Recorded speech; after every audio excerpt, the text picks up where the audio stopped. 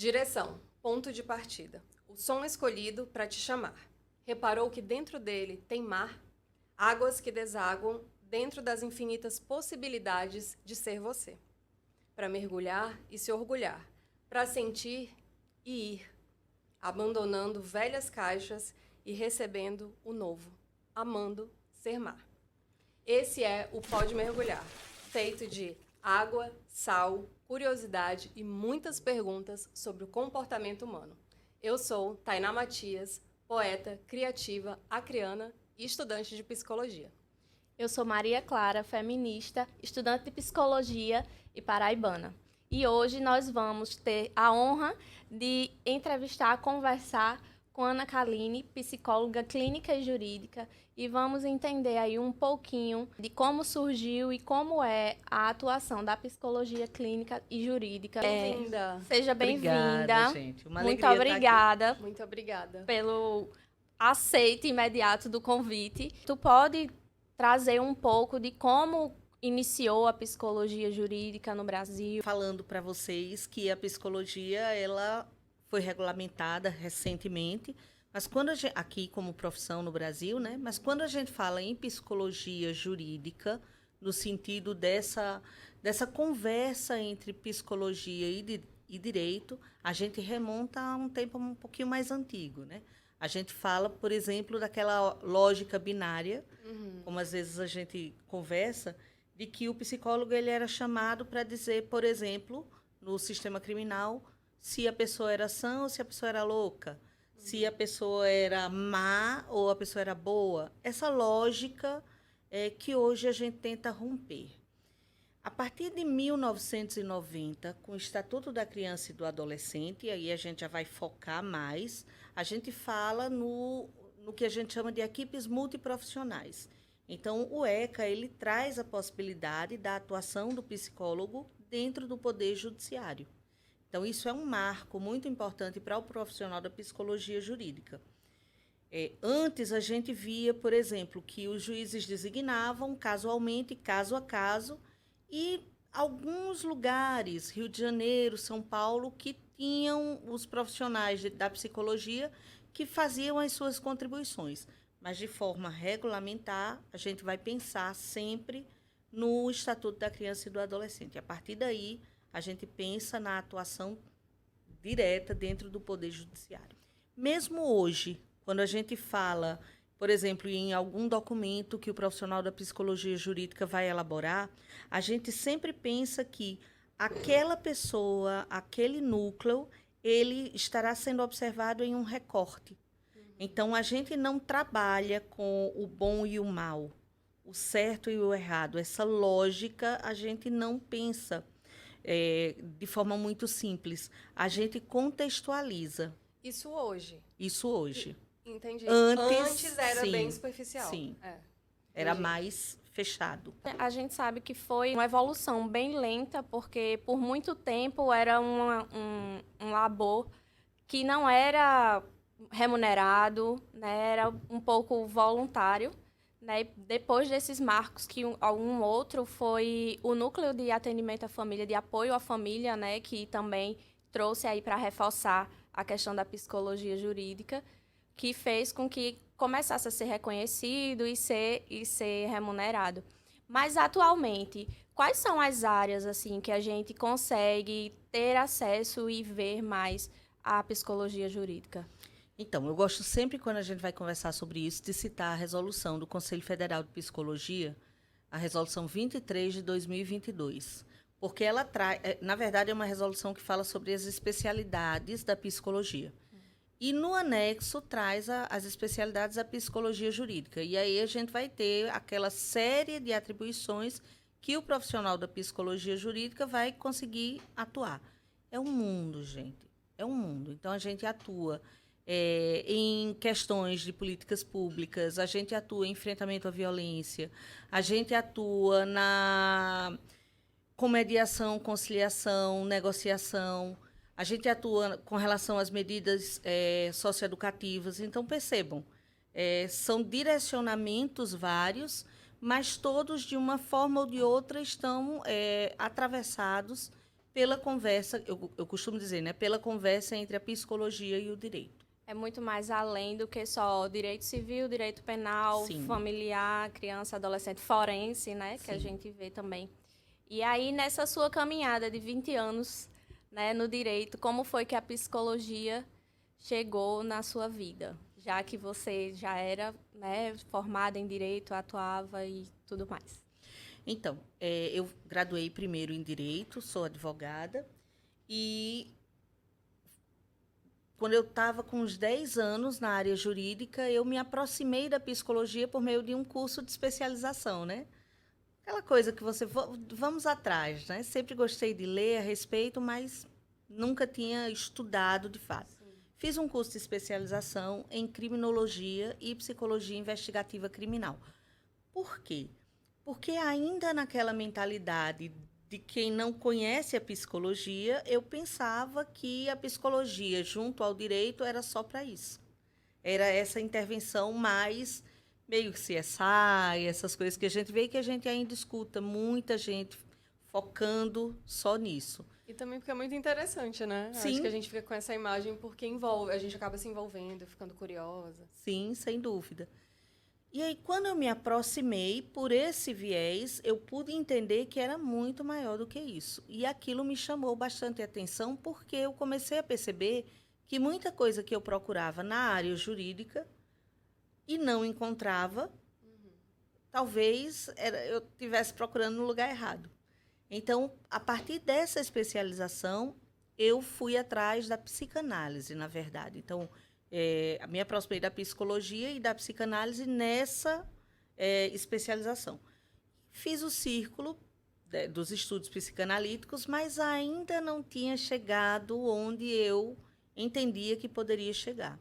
Foi quando eu disse, não, eu vou voltar para a academia e vou fazer o curso de psicologia, mas aí já fiz com um olhar bem focado, porque já vinha da área jurídica, então já fiz o curso, todos as monitorias, as extensões, pesquisa, tudo focado para a psicologia jurídica, que eu estaria unindo, né, as duas áreas de formação que eu tinha. E aí, hoje, como você atua, né, nas duas áreas, de certa forma, tem um contato, né, através da psicologia jurídica, você tem a atuação tanto na clínica como nessa parte mais voltada a casos que estão na justiça. Como é que se dá a atuação, na sua atuação nessas duas áreas? Então, eu sou psicóloga clínica e jurídica. A psicologia clínica, na minha atuação específica, eu foco nos enfrentamentos às violências, porque é a minha área de pesquisa, é a minha área de estudo, é onde eu, de fato, fui afunilando, né? Não atuo apenas com isso, mas foco nisso. E na mediação de conflitos, porque sou mediadora judicial e extrajudicial também. Então, aí a gente tem muito atravessamento possível. Porque, por exemplo, eu atuo com psicologia jurídica dentro da minha clínica. Então, por exemplo, eu recebo situações de mediação e, assim como já citado na resolução, eu posso fazer essas atuações dentro da minha clínica, só que não estou atuando enquanto psicóloga clínica. Estou atuando com um objetivo específico, por exemplo, da mediação, um dos atravessamentos possíveis. Outra situação específica é quando a gente recebe alguma demanda de estudo psicológico ou onde a gente vai elaborar depois do estudo, por exemplo, um relatório, ou situações ainda mais específicas, como perícia e assistência técnica, que aí são coisas mais direcionadas à atuação do profissional da psicologia jurídica de fato. Aline, dentro da tua atuação e desde o contexto da academia, tem dificuldades que você percebeu que foram vivenciadas nessa área da psicologia jurídica, que seria interessante comentar com a gente? Não sei se alcancei tua pergunta, mas sim, muitas dificuldades. Eu vou te falar enquanto psicóloga atuando num universo absolutamente jurídico, certo? Primeira dificuldade é essa. A gente conseguir fazer com que entendam que o lugar do psicólogo, o papel do psicólogo, vai além de um servidor daquele ambiente. A gente não está ali para reproduzir aquela lógica. Eu costumo dizer para os alunos o seguinte: se a gente vai pensar uma definição de psicologia jurídica, a gente vai pensar no direito e na psicologia enquanto duas ciências que, nesse campo específico, estarão atuando em conjunto, estarão se complementando. O direito não está acima da psicologia. Então, a gente não pode se submeter a toda e qualquer demanda pela lógica de aqui é o Poder Judiciário, eu tenho que fazer o que está escrito, eu tenho que obedecer. Não. Aqui é o Poder Judiciário, eu sou um profissional que atuo com a psicologia, então eu vou pegar esse meu conhecimento e tentar traduzir para que, de alguma forma, auxilie a atuação desse outro profissional. Uma profissão respeitando o limite da outra. E essa, apesar de parecer fácil, mas essa é uma das grandes dificuldades que a gente tem. É porque, no final das contas, o psicólogo jurídico e o advogado, eles estão meio que ali com o mesmo objetivo, né? Que é a avaliação e a preocupação com o comportamento humano. Solucionar também, né? Eu acho que a busca em comum é solucionar aquela questão. E talvez escape um pouco essa... Não fique nivelado. É isso que... Vou citar um exemplo prático que talvez auxilie a gente a compreender melhor. Então, por exemplo, eu trabalho muito com as varas de família, certo? Um dos maiores atravessamentos atuais em questões de família diz respeito à Lei 12.318, que é conhecida como a Lei da Alienação Parental, certo? A lei é uma lei federal, a gente não pode fechar os olhos e fingir que ela não existe, certo? Essa lei, ela reconhece a existência de um ilícito civil chamado alienação parental. E para os objetivos dessa lei, ela parece atender ao que se propõe. No artigo 2º, por exemplo, ela traz, né, considera-se ato de alienação parental, e aí ela traz uma lista de situações que precisam ser verificadas para que se diagnostique, aí super entre aspas, atos de alienação parental. Veja que eu estou o tempo todo falando da lei, certo? Só que a gente não trabalha com lei. O profissional da psicologia trabalha com fenômenos e processos psicológicos e um universo que é um universo que, por mais que esteja atravessado por essa realidade, é um universo que demanda um outro olhar, que demanda um outro tipo de conhecimento. Quando a gente recebe, por exemplo, não é incomum a gente receber demandas no sentido de fazermos mediações familiares, e aí no termo que chega para a gente vem lá, situação de alienação parental, ou alegação de alienação parental, ou possibilidade de alienação parental. E aí a gente já não olha com esse olhado que traduziria a lei. A gente filtra essa situação e a gente tenta compreender aquela dinâmica familiar, que muitas vezes vai estar aquela situação que na lei está sendo traduzida como uma alienação parental, isso vai ter consequências. A gente tenta observar os fenômenos psicológicos, os fenômenos, alguns como a gente chama, por exemplo, de fenômenos do pós-divórcio, que são situações que aí sim a psicologia alcança, certo? Isso é tão delicado porque quando a situação chega para a gente, muitas vezes o que os profissionais da área jurídica querem é que a gente faça essa leitura. Só que a nossa leitura é a do mundo da psicologia. Isso é tão delicado, Tainá, que existe hoje, pelo Conselho Nacional de Justiça, o CNJ, um protocolo para julgamento com perspectiva de gênero. É de 2001 esse documento, certo? Nesse protocolo, um dos itens é o item da alienação parental. E nesse trecho, é um trecho curtinho no protocolo, mas é feito um alerta, que muitas vezes a alienação parental vem sendo usada, acusações de alienação parental, como estratégia de advogados para ocultar situações de violência ou, por exemplo, questões de abuso sexual contra crianças. E muitas vezes tem resultado em inversão de guarda e isso é prejudicial. Percebem as questões de gênero passando nessa situação? E aí a gente, por exemplo, nesse caso concreto, a gente usa uma outra linguagem, a gente usa um outro olhar, que muitas vezes esse lugar aqui não entende, porque pensa mais pelo viés punitivo, ou de quem está, ainda o viés de quem está certo e quem está errado. A gente olha o viés de qual é o sofrimento que esse sistema tem enfrentado, quais são as estratégias que esse sistema pode desenvolver para que ele possa lidar com isso. Entendem? Que são olhares e lugares diferentes e que faz parte, desde que se consiga conversar. E, às vezes, nem sempre isso tem sido possível. E 2 pontos que eu pensei enquanto você falava a respeito dessa situação. Quais são as ferramentas usadas para essa avaliação? Como que é essa atuação na prática?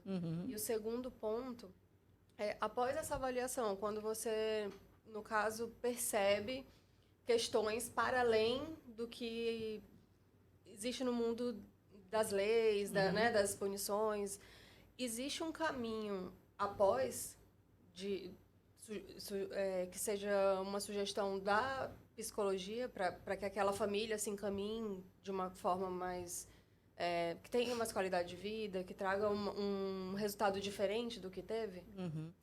Eu vou te responder focando especificamente numa área, que é a mediação. Pode ser? Pode. Porque tem várias formas onde isso pode chegar para a gente. Mas a gente vai pensar a partir da mediação. Estou fazendo isso porque é um campo que, quem sabe, vocês se animam para atuar enquanto estudantes de psicologia, porque há essa possibilidade, né? Então, quando chega para a gente uma situação de mediação, vejam, a gente não está fazendo o estudo psicossocial dessa família, a gente não psicológico, perdão, a gente não está fazendo uma avaliação específica dessa família, certo? Quando vem a demanda da mediação, ainda que atravessada por uma possível situação de alienação, a gente vai verificar as possibilidades de trabalhar com mediação. Só que para fazer essa verificação, ainda que não seja o nosso objeto primeiro, a gente precisa fazer um estudo para a gente conseguir compreender como funciona essa dinâmica. Esse estudo, nessa mediação, da forma como ele é feito, a gente trabalha no que a gente chama de pré-mediação. Então, a mediação de conflitos tem por objetivo, da forma como a gente trabalha, certo? Existem vários tipos de mediação, mas a gente trabalha a mediação transformativa, que é um tipo específico de mediação. Na mediação transformativa, a gente tem 2 focos. E as palavras usadas no português não traduzem o que efetivamente a gente vai fazer, mas é o que a gente tem para trabalhar. A gente trabalha o empoderamento da parte e o reconhecimento da outra parte pela parte empoderada, e vice-versa. Então, a gente faz o empoderamento de cada uma das partes e a gente auxilia as partes a reconhecerem-se umas às outras, né? Então, qual é a ideia? E qual é o tempo que você tem para fazer esse trabalho de reconhecimento e de empoderamento? Nos fóruns da vida, nos sejusques da vida, que é outro tipo de mediação, repito, é a mediação acordista. Normalmente, cada sessão dura 1 hora. Impossível. O foco Ela é o não acordo. se repete? Pode até haver remarcação, mas é muito raro. Entendi. O foco Então, é o acordo. 1 hora para fazer esse trabalho que é super profundo. Na mediação, da forma como a gente tem trabalhado, a gente, por exemplo, a gente tem situações que já se estendeu por quase 1 ano, com transformações efetivas. Não é meramente protelatório. Essa é uma das grandes diferenças. Entende? Como que funciona isso? Lá no Código de Processo Civil tem um artigo, se não estou enganado, 693, que permite ao juiz suspender o prazo do processo e encaminhar para uma mediação familiar ou para o que seja, um atendimento psicológico. Quando vem para a gente em mediação, nesse sistema, aí a gente trabalha com o tempo de cada família. Já tivemos situação que, com menos de 3 meses, a gente conseguiu resultados incríveis.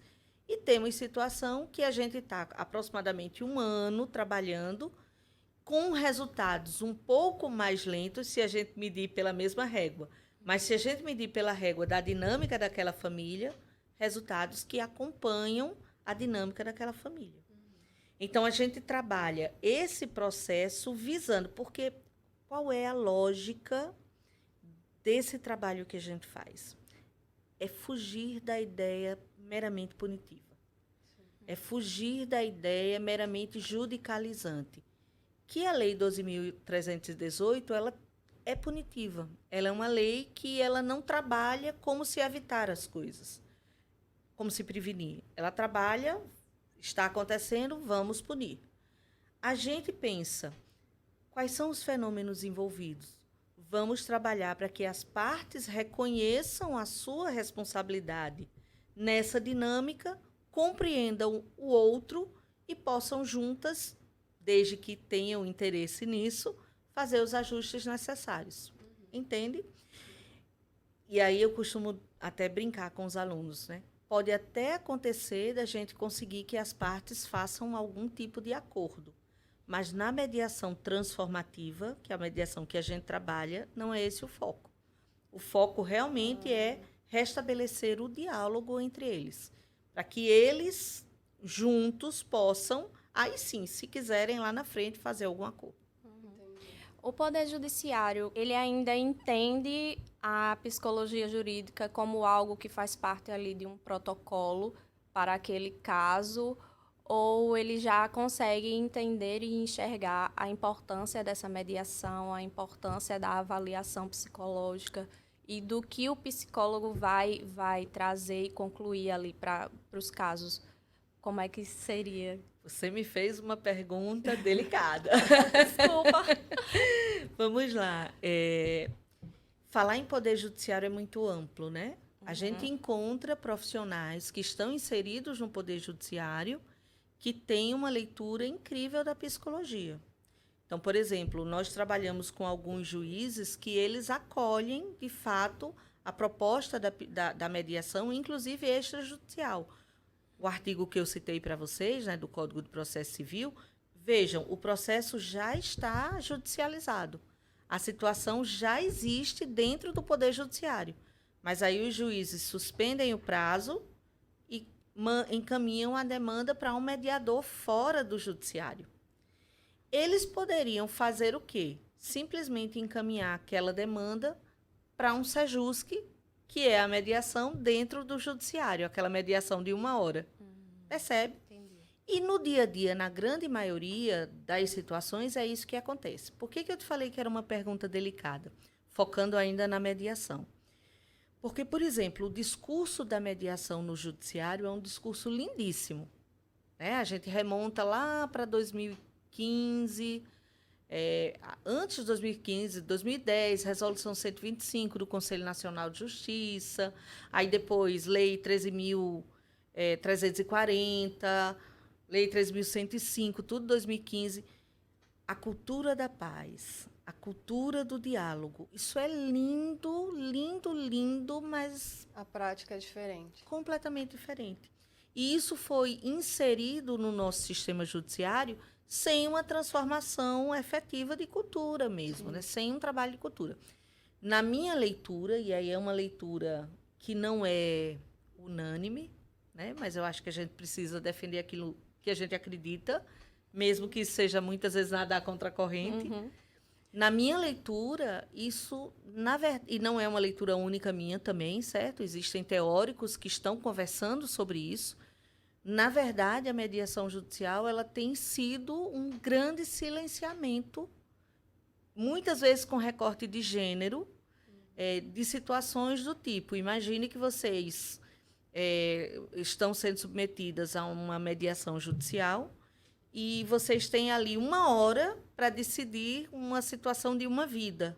E aí o mediador judicial olha para você e diz, olha, é tua última chance. Se você não fizer esse acordo, o juiz vai voltar para o juiz e o juiz vai decidir. Isso é uma violência, no meu olhar. Sim. A depender do contexto em que essa frase vem. Por quê? Porque se eu escuto isso enquanto uma parte,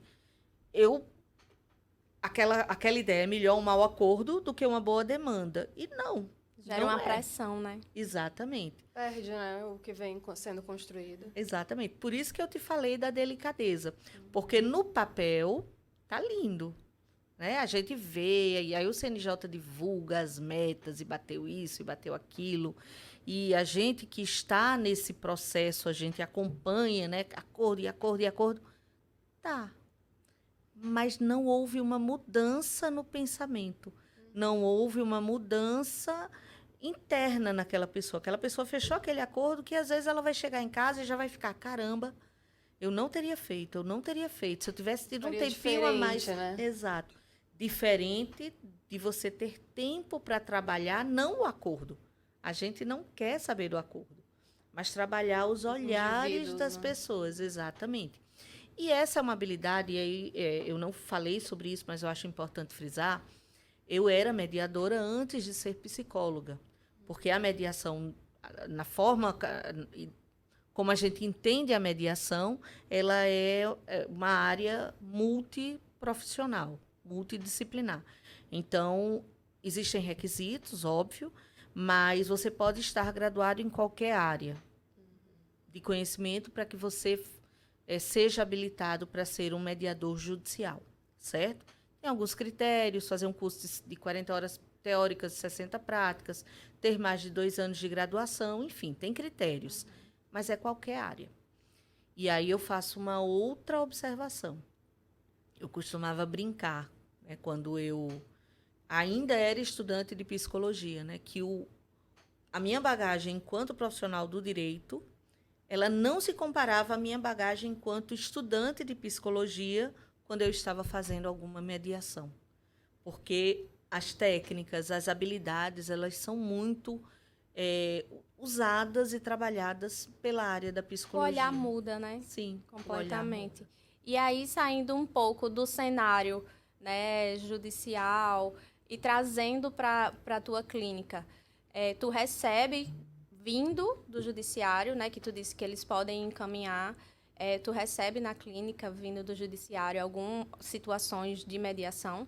Sim, você pode fazer esse tipo de parceria e a gente recebe também, por exemplo, no núcleo, onde a gente coordena, né, numa instituição de ensino superior aqui, e essas mediações são feitas pelos alunos, ok? Mas, para além dessa mediação, também por indicações, tanto de profissionais da área do direito, quanto de profissionais da área da psicologia. E essa mediação, quando ela vem fora do judiciário, para além do judiciário, a gente trabalha com muito mais conforto, no sentido de que aquelas pessoas estão, de fato, ali porque estão dispostas a fazerem uma releitura, uma reestrutura. Outra observação que eu acho importante. Isso não é terapia familiar. Ok? Importante. E não é terapia, mesmo que esteja sendo feito em uma clínica. Qual é a diferença? Não, são várias, Tainá. Tem uma principal? Vou citar talvez a que seja assim mais nítida, certo? A terapia familiar, ela vai trabalhar aquelas questões da família, muitas vezes um longo prazo, e elas vão trabalhar com um objetivo X que virá na tua demanda.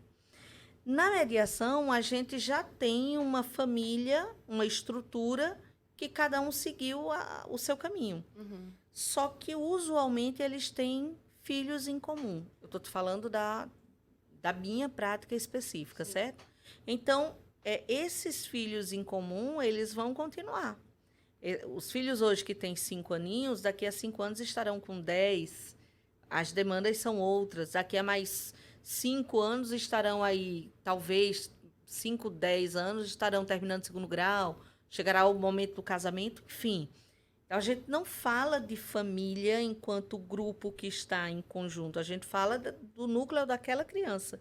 Então, a gente vai trabalhar para que aquelas pessoas consigam conduzir essa situação, agora cada uma segundo e seguindo a sua própria vida, entende? E são situações pontuais.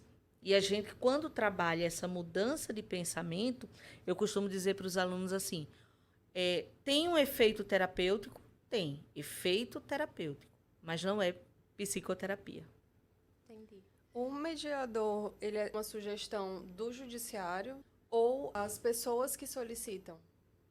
Pode ser as duas situações.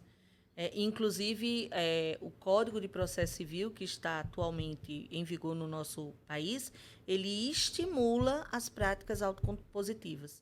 Então, por exemplo, um advogado pode, ao receber uma família, sugerir que antes de judicializarem, eles procurem um mediador. Ele mesmo pode fazer uma indicação, por exemplo. E aí a tua abordagem, né, é a psicanálise. Nas mediações, nos seus atendimentos clínicos, como entra aí a questão das técnicas de mediação com as técnicas da psicanálise? Como é que funciona? Porque eu acredito, né, não sei, mas eu acredito que a psicanálise nesse campo não seja algo tão comum, ou é comum? Então, são situações diferentes, certo? É uma pergunta muito comum de me fazerem. Professora, para atuar em psicologia jurídica, tem que ter uma abordagem específica? Não. Psicologia jurídica é um campo de atuação. Então, a tua abordagem clínica, ela é independente. Mas a gente precisa ser realista. Como assim? Quando a gente está fazendo mediação, o meu olhar, a minha escuta, ela é uma escuta psicanalítica. Então, é natural que esse olhar e essa escuta, eles venham para as situações em que eu estou fazendo o atendimento em mediação. Só que ali, isso vai me auxiliar na compreensão de uma série de coisas. Mas eu não farei, e aí eu vou usar super entre aspas, certo? Intervenções da psicanálise nesses contextos. Porque não é psicoterapia. Entendi. Certo? Eu farei as intervenções e usarei as técnicas da mediação, ainda que o meu olhar e a minha escuta tenham essa leitura que vai me proporcionar ter uma visão maior ou mais ampla dentro da minha concepção. E, assim, para além das mediações, né, o que você acolhe mais na sua clínica, que também entra aí, né, que eu acredito que agora, nesta parte, você já começa a aplicar as técnicas da psicanálise. Com o que mais tu trabalha? Então, eu trabalho com enfrentamento a violências. Eu costumo dizer, usualmente, as demandas que chegam na minha clínica, elas são demandas que, de uma forma ou de outra, pessoas foram atravessadas por violências. E aí, talvez isso cause um certo desconforto, no sentido de, parece tão específico, mas quando a gente para pensar, as violências hoje, elas estão atravessando as relações e as vivências. São diversas, né? Exatamente. E todo o tempo, né? O tempo inteiro e das formas que a gente menos imagina, muitas vezes, certo? Então, por exemplo, às vezes, já tive demanda de pessoas que estavam ali para conseguir compreender enfrentamentos de violências de familiares. Que familiares estavam sofrendo. Então, não seria uma violência, percebe? Então, quando eu digo enfrentamento, não era direta, né? Não era com ela. Afetava, mas não era diretamente. Exatamente, para conseguir ter uma percepção disso. Quando eu falo nesse tipo de demanda, o que eu quero dizer é, quando as pessoas me procuram, usualmente é por causa desse tipo de situação. Não quer dizer que seja apenas isso, mas de uma forma ou de outra vai haver algum tipo de atravessamento. Quando a gente se forma, a nossa formação ela é generalista, mas aí a gente vai compreendendo e especificando nossa escuta, o nosso acolhimento para situações em que a gente vai ter uma compreensão maior, vai se dedicar, né? Usando uma linguagem simples, exatamente.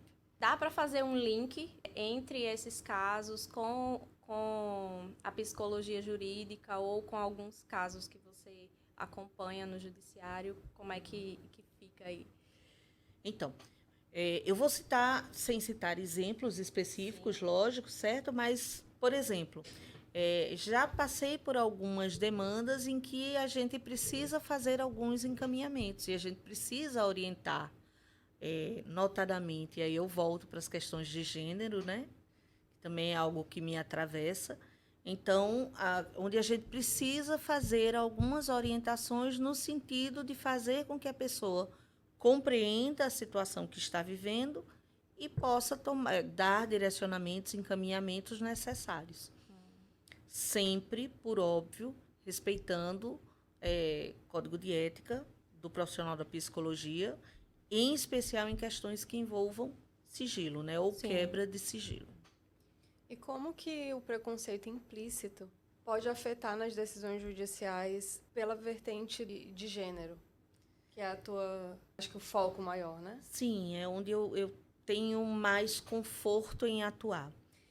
Tainá, é aquele mito do Brasil como um país democrático, lato sensu, né? A gente precisa... Laico. Perfeito, perfeito. A gente precisa entender que o preconceito existe. A gente precisa entender que as questões que parecem não dizer respeito a certas situações, elas são atravessadas por essas situações. Por exemplo, as questões de gênero atravessam muito as situações que a gente enfrenta na psicologia jurídica, por exemplo, certo? Então, não é incomum. É muito comum, pelo contrário até, é muito comum a gente ouvir, por exemplo, né? No Brasil, marido e mulher brigam, a criança necessariamente fica com a mulher, isso é injusto, não sei o quê. Esse discurso do senso comum, esse discurso da falta de conhecimento mesmo, certo? Mas, na verdade, as decisões e o peso das decisões para as mulheres é muito maior. Então, eu já acompanhei situação dentro do judiciário, enquanto mediadora judicial, certo? Que o que estava se discutindo era, por exemplo, que o pai pudesse pegar a criança na escola e ficar com a criança 1 hora por dia para que a mãe conseguisse finalizar um ciclo de trabalho, passar na casa desse pai e pegar essa criança. E simplesmente ela não teve o direito a isso. Não sei se eu consegui mostrar para vocês, porque o pai não tinha condições de ficar 1 hora por dia com a criança. Ele precisava ficar apenas fins de semana. A demanda, o que ele solicitava, né? Uma vez por semana, uma vez a cada 15 dias nos finais de semana. Então, assim, é muito dolorido e doloroso se falar sobre esse tipo de situação, tentando nivelar com a mesma régua. Olha, você enquanto mulher e mãe, você tem que prover para a sua criança tanto quanto o pai. Só que para fazer isso, você tem que também estar com sua criança integralmente. Sim. Entende? Você tem que prover e também tem que ser presente. Exatamente. Aí o que a gente vê, por exemplo, também, né? Uma palavra que me atravessa de um jeito... É uma palavra contra a qual eu brigo mesmo, quando eu estou em alguma situação de mediação, né? Olha, ele não pode ajudar mais. Quando ele puder, ele vai ajudar mais. Não, ele não vai ajudar. Não vai. E não é ajuda, é responsabilidade. Sim. Olha, entenda. Faz parte do papel dele. Perfeito. Essa mulher e esse homem, aí eu estou usando um exemplo hétero cisnormativo padrão, só para a gente compreender, Sim. porque é a grande maioria. Essa mulher e esse homem têm essa prole. Ambos têm a mesma responsabilidade no cuidado com essa prole. Fato. Inclusive de presença, né? Inclusive de presença. Não é uma ajuda. Aí você vê uma discussão desse porte legitimada por um poder judiciário. Sim. Porque o poder judiciário legitima isso. Ah, mas ele não pode pagar mais do que, sei lá, R$300 de pensão, porque vai prejudicar a subsistência dele. Mas ninguém olha que aquela mãe vai estar pagando 2 vezes isso, vai estar criando aquela criança, vai ter que estar dedicando tempo para isso, e a subsistência dela. Entende? Então, são cargas diferentes e injustas. Ah, mas eu conheço um caso. Gente, é lógico que existem exceções, né? Mas a gente precisa pensar no que a gente tem visto no dia a dia. E o que a gente tem visto no dia a dia, lamentavelmente, é atravessado pelo viés de gênero. Tanto que está aí o protocolo para julgamento com perspectiva de gênero, do próprio CNJ. Né? O todo é bem maior do que as exceções, A soma né? das partes. Muito bem. Nesse tempo aí que você tem nas mediações, na questão da psicologia jurídica, tem algum ou alguns casos, né, que você pode citar, assim, que lhe marcou, que você diz, não, esse daqui vou levar para a minha vida, ele me mudou de alguma forma, ele me tocou. Tem aí... Vários, Maria Clara, vários, é. Eu vou falar de 2. Um em Certo. que eu atuei enquanto mediadora judicial e vou falar de um outro enquanto eu atuei enquanto supervisora, mas alunos que estavam mediando, né? E o reflexo disso. Vou começar por esse caso dos alunos, certo? Então, era uma situação que estava numa vara de família, prazo foi suspenso, veio para a gente, ok? Certo. Essa situação chega para a gente num grau em que não havia mais nenhum tipo de comunicação entre pai e mãe, já eram separados, cada um já tinha sua vida. Percebe a questão das diferenças, né? Então, assim, vida que segue, mas vida não seguiu, porque existia uma filha que demandava a atenção dos dois e que eles não conseguiam, porque não haviam conseguido trabalhar as questões anteriores para que pudessem ter o mínimo de comunicação. Ok? Então, essa situação chegou para a gente a tal ponto que eles não se comunicavam nem por e-mail mais. Os telefones eram bloqueados, não se falavam, não se comunicavam sequer por e-mail. Psicologia tem uma leitura dessas situações, certo? E aí, com pouquíssimo tempo, isso veio para um núcleo de psicologia jurídica, foi acompanhado por 2 mediadoras em formação, uma da área da psicologia, outra da área do direito. E no acompanhamento que elas fizeram, foi um acompanhamento curto, de menos de 3 meses. O acompanhamento que elas fizeram, todas as sessões foram sessões privadas. É o que a gente chama da pré-mediação. Elas não conseguiram fazer a mediação com sessão conjunta, que é o ideal, quando a gente coloca as partes para que elas possam começar a conversar na presença do mediador. Elas não conseguiram, só conseguiam fazer as mediações privadas. Exatamente. E aí isso gerou uma frustração nas mediadoras, é natural, porque elas imaginavam que alguma coisa não estava dando certo, né? E nós fomos surpreendidos, inclusive quando a gente decidiu tentar fazer a marcação da sessão conjunta, uma das partes se negou veementemente, que não tinha necessidade, e a gente respeita. A gente sugere, mas a decisão é das partes. E aí a gente foi surpreendida por um contato do juiz, alguns dias depois, para dizer que as partes tinham ido ao fórum para para solicitar a extinção do processo, porque eles tinham conseguido entender que, no caso específico deles, não cabia o papel do juiz. Eles tinham já retomado a comunicação através daqueles 2 princípios do empoderamento e do reconhecimento do outro. Então, eles tinham conseguido retomar a comunicação pelas técnicas e pelo trabalho relacionado. Sucesso total, né? Muito mais do que se a gente tivesse só feito um acordo. E mais até do que o esperado, né? Porque as meninas estavam frustradas. Elas estavam tristes, achando, puxa, a gente não conseguiu juntar. Imagino o tanto de casos que vocês não têm essa resposta, Esse feedback. né? Vocês não sabem. Deu muito certo, mas acaba que não chega para vocês. Exato. Bastante, viu? E um outro caso, que esse caso foi... eu estava atuando como mediadora judicial. Foi aqui na Justiça Federal, a gente tem um projeto aqui na Justiça Federal da Paraíba, onde a gente atua com sequestro internacional de crianças. Então, é a mediação de família em casos que estão sob a égide da Convenção de Haia, certo? Vou ser muito breve, até porque a gente não pode dar muitos detalhes, né? Mas, em síntese, a questão envolvia uma criança. Lógico, sempre a gente trabalha com questões que envolvem crianças ou adolescentes, né? Um dos genitores morava no Brasil, o outro genitor morava fora do Brasil, e o que a gente pôde... Nessa situação, a gente conseguiu fazer 4 sessões.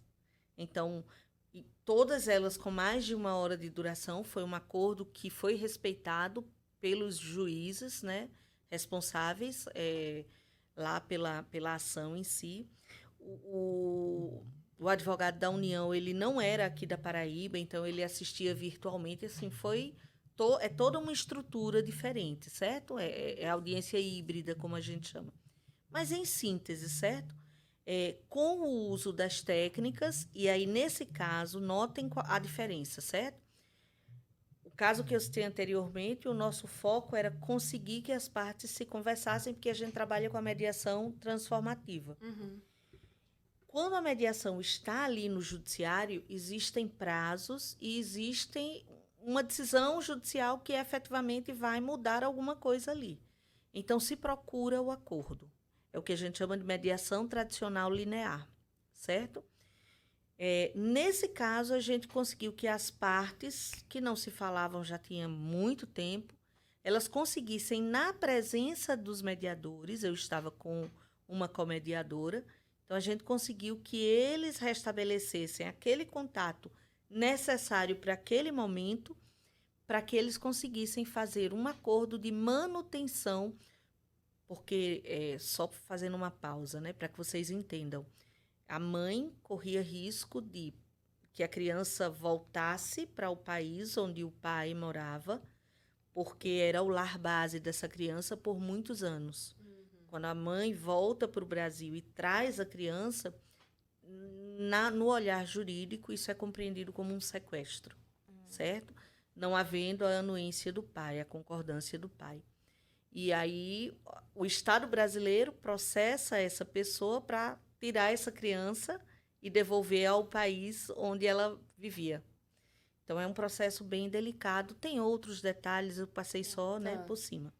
E aí a gente conseguiu que as partes construíssem juntas uma manutenção dessa guarda, o pai em outro país, bem distante, e a mãe aqui no Brasil. Né? Então, foi uma construção coletiva, não houve imposição de nenhum dos dois lados, foi uma construção coletiva. Na verdade, a mãe estava acompanhada pelo advogado. O processo é o Estado brasileiro contra a mãe. Então, o pai não faz parte do processo, mas ele participou do processo para a construção do acordo. Então, a gente viu também nesse caso, foi encerrado, o acordo foi homologado judicialmente, e a gente viu, mais uma vez, como as técnicas, o uso das técnicas da mediação, ainda que, nesse caso, buscando um acordo, mas conseguiram sanar uma série de questões e, pelo menos, naquele momento e nos momentos, né, posteriores ou imediatamente posteriores, amansassem os ânimos para que eles vissem a situação com olhos de menos litigância, que é um dos nossos objetivos. Você falou sobre isso e eu pensei da gente finalizar com uma dica do filme. Ah, legal. Porque você foi construindo e eu fui lembrando do quanto aquele filme também traz muita construção. E eu acho que para quem tem interesse nesse tema, você pode indicar. Ah, com certeza. É um filme sueco, chama Um Dia e Meio. Está disponível num streaming bem conhecido. E é um filme que ele não trabalha mediação de conflitos. Ele trabalha negociação de reféns, gerenciamento de crise, mas as técnicas são técnicas que nós utilizamos também na mediação de conflitos. E é um filme que, na história, dura 1 dia e meio, né? Por isso o título do filme. Muito tenso, envolve uma família que, aparentemente, o homem surta e vai atrás da mulher e sequestra a mulher porque quer ter acesso à criança. Então, é aquela coisa do olhar para o que se vê de cara, quando, na verdade, as situações eram muito mais profundas, e o filme vai mostrando isso.